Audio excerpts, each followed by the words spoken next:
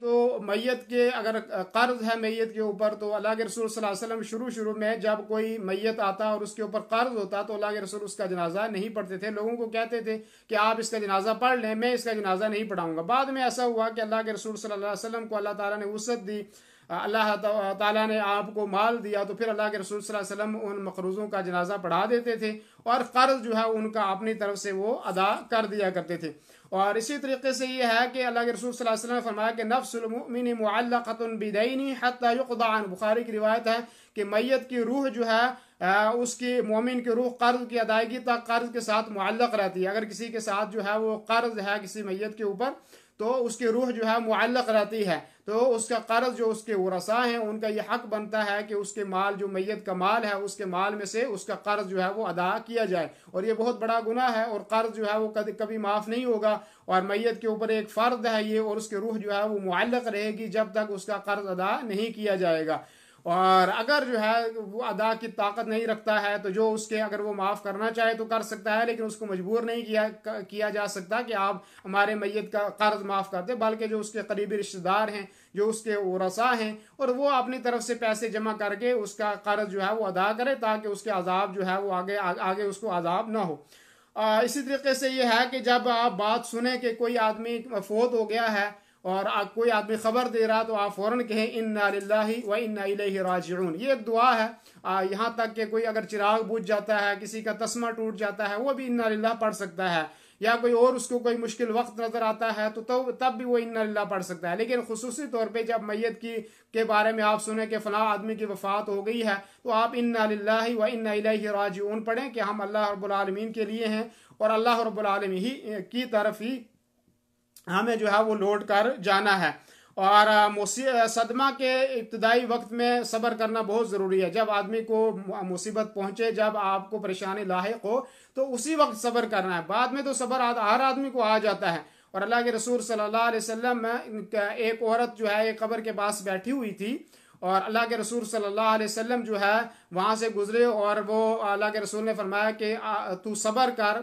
तो उसने कहा कि आपको नहीं पता मुझे कितनी बड़ी बीमारी और कितनी बड़ी परेशानी में हूँ, क्योंकि उसने औरत ने देखा नहीं था कि ये अल्लाह के रसूल सल्लल्लाहु अलैहि वसल्लम है। बाद में लोगों ने कहा कि तूने ये कैसी बात की, ये तो अल्लाह के रसूल सल्लल्लाहु अलैहि वसल्लम थे।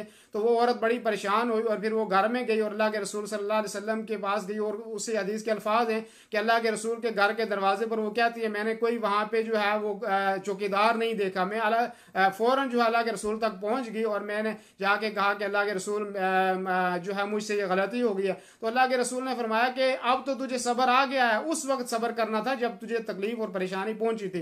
तो जब आदमी को तकलीफ और परेशानी पहुंचे तो फौरन उसी वक्त आदमी जो है वो सब्र करे। और ये सबसे ज़्यादा अच्छी बात है कि बीमार जो तकलीफ पहुंचते ही, मैयत की वफात का सुनते ही आदमी अल्लाह ताला जो है वो सब्र कर ले।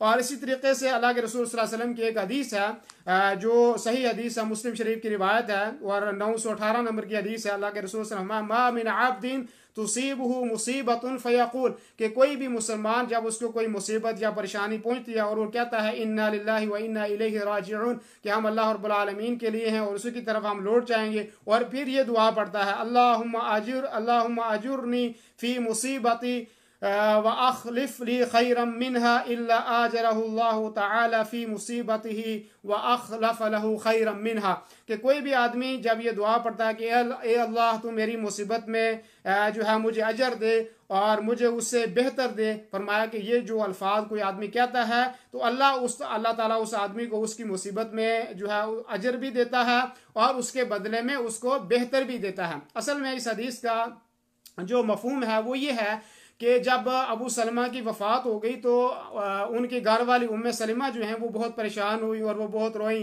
तो अल्लाह के रसूल सल्लल्लाहु अलैहि वसल्लम ने उनको ये वसीयत की कि आप ये दुआ पढ़ो कि अल्लाह ताला मुझे मुसीबत में बेहतर अजर दे, अल्लाहुम्मा अजुरनी फ़ी मुसीबती व अखलिफ ली खैरम मिनहा, कि अल्लाह ताला जो है मुझे इस मुसीबत में अजर दे और मुझे उससे बेहतर दे। तो उम्मे सलमा बड़ी परेशान थी। उम्मे सलमा ने कहा मुझे अबू सलमा से अच्छा कौन मिलेगा। तो बाद में ऐसा हुआ कि उम्मे सलमा को अल्लाह के रसूल ने निकाह का पैगाम भेजा और अल्लाह के रसूल सल्लल्लाहु अलैहि वसल्लम ने उम्मे सलमा से निकाह कर लिया।